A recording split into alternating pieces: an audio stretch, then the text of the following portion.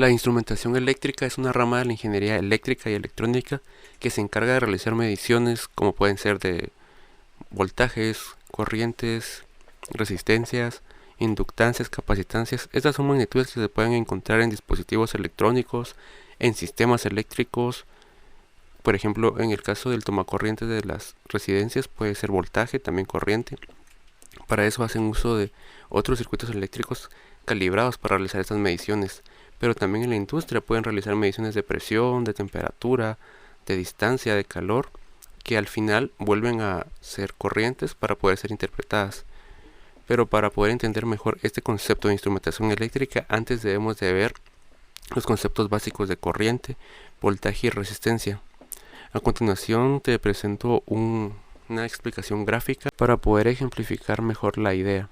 Veremos los conceptos de corriente, voltaje y resistencia.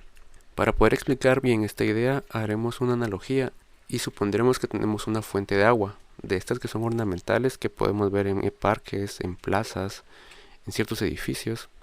Bueno, tenemos acá dibujada nuestra fuente de agua, tiene agua en la parte de abajo y vamos a colocar una bomba de agua.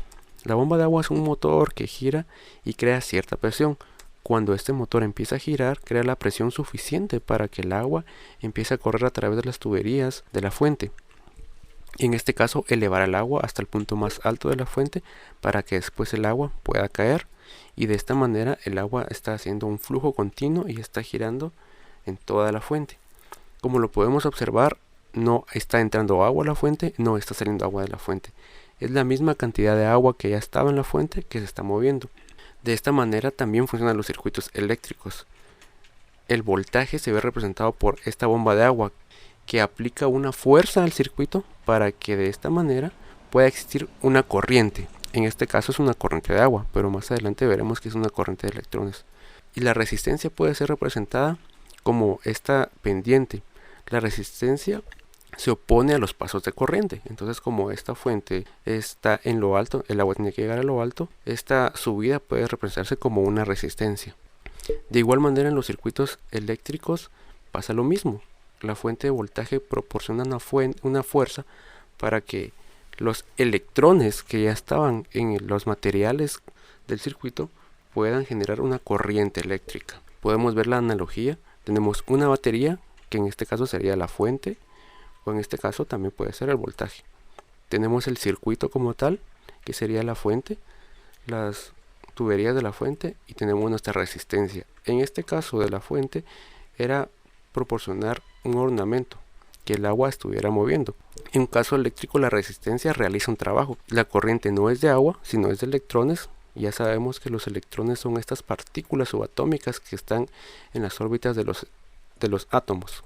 Bueno, tenemos esta corriente de electrones, atraviesa el circuito, genera un trabajo, realiza un trabajo y luego regresa. Que en este caso del ejemplo es iluminar un bombillo. Entonces de esta manera el voltaje es esta fuerza que hace que la corriente pueda existir, que en este caso es un flujo de electrones, para que la resistencia realice un trabajo. Bueno, ahora que sabemos que estas magnitudes eléctricas o magnitudes físicas existen, también sabemos que las podemos medir.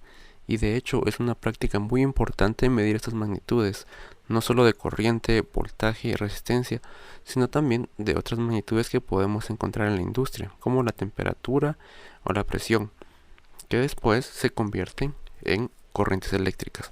Para medir la corriente eléctrica podemos utilizar un instrumento de medición llamado amperímetro, un voltímetro para el voltaje, y también existe otros elementos de medición como lo son los multímetros, que contienen varios aparatos de mediciones internos en un solo dispositivo, como pueden ser amperímetros, voltímetros, ómetros para medir las resistencias.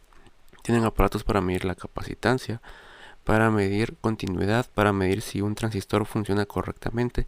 También existen aparatos de mediciones más complejos como los osciloscopios, que están diseñados para poder observar curvas, que veremos más adelante.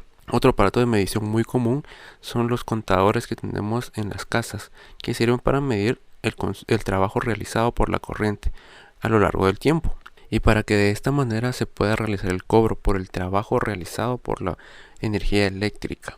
En siguientes videos veremos el concepto de corriente alterna y su aplicación en diferentes circuitos paralelos o series, y también realizaremos simulaciones de mediciones para estas distintas magnitudes.